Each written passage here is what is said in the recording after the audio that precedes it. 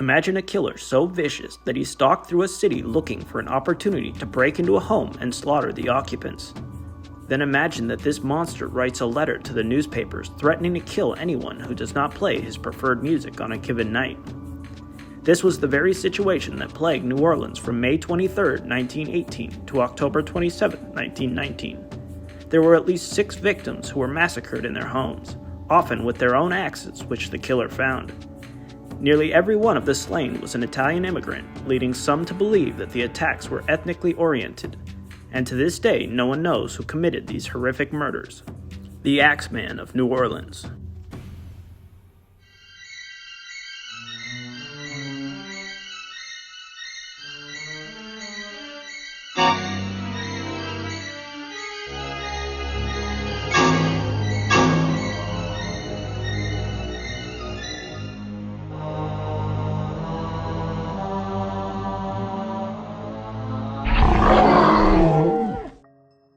The Reign of Terror began with a double murder on May 23, 1918. Joseph and Catherine Maggio were asleep in their beds when someone broke into their apartment. The couple ran a barroom and grocery store and could never imagine what would befall them. The intruder crept up to their bed and slit their throats with a razor. Then an axe was used to smash in their heads. The killer changed clothes and left his blood-stained clothing behind. 2 hours after the attack, Joseph's brother Andrew, who lived next door, heard a groaning sound and found the horrific scene when he went to investigate. While Catherine died almost immediately, Joseph clung to life until moments after his brother arrived. There were valuables left behind in plain sight, so robbery was not the motive behind the killings. The razor was found thrown on a neighbor's lawn. It was discovered that the razor belonged to Andrew Maggio, who ran a barbershop. One of his employees said that Andrew had taken the blade home to have a nick repaired. A message was also reported scrawled on the sidewalk near the murder scene. It read, "Mrs. Maggio will sit up tonight, just like Miss Tony." This is thought to be a reference to a series of murders that occurred from 1911 to 1912, where one of the victims was a Miss Tony Chambra. Police were immediately drawn to the brother Andrew as a suspect. He claimed that he did not hear the attack because he had been drunk after celebrating his imminent departure with the Navy. But after investigating and interrogating Andrew, police were unable to prove that he was behind the murders and he was let go. He did tell police that he had seen a strange man lurking nearby the house before the murders. The next murder occurred on June 27, 1918. Louis Bessemer and his lover Harriet Lowe were asleep in the back of the grocery store that he owned when the Axeman broke in. The killer used Bessemer's own axe and swung it against each of their heads as he stood over them. Bessemer had a massive cut on the right side of his head above his temple, and Lowe had been hacked on the left side of her head. The pair were discovered by a delivery man at 7 a.m. the next morning in a pool of their own blood, clinging to life. The axe was left in a bathroom covered with blood.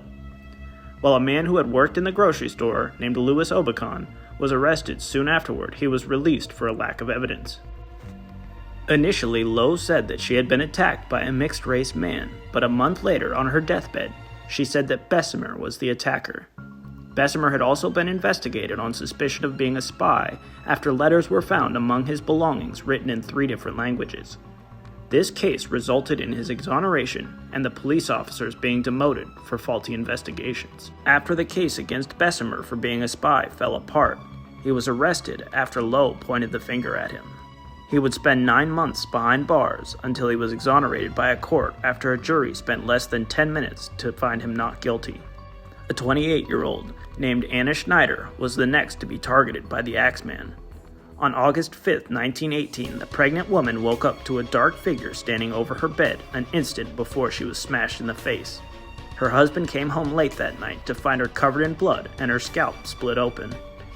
She survived the attack, and luckily her baby was born healthy 2 days later.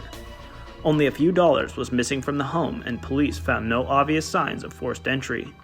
The weapon was determined to most likely be a lamp that was next to the bed.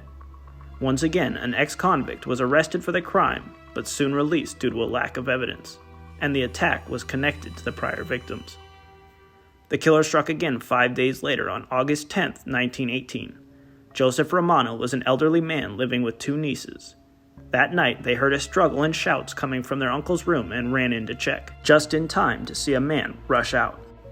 They described him as being heavy-set, with dark skin, and wearing a dark-colored suit and a wide-brimmed hat often worn by military personnel called a slouch hat.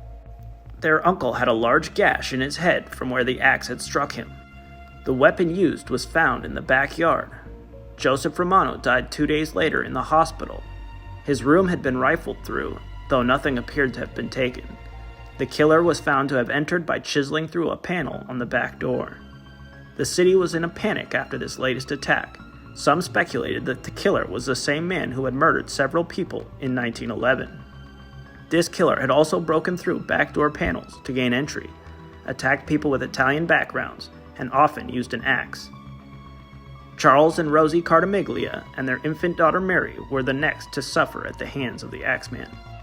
On March 10, 1919, neighbors heard a horrific scream come from the Cartamiglia home and rushed to investigate. What they saw stuck in their minds for the rest of their lives. Charles lay bleeding from the head on the floor.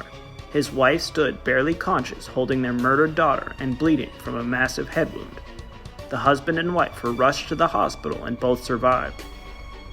Nothing was taken from the house, and a bloody axe was found nearby. There was also a panel cut from the back door. The killer apparently did not feel his crimes were getting enough attention. A letter arrived at the Times-Picayune newspaper, and the author claimed to be the Axeman. The writing is bizarre and claims that the killer is a spirit and a demon, and the return address was listed as hell. Tune in to part 2 of the New Orleans Axeman to hear what the letter said, as well as to hear about the rest of the victims struck by the madman.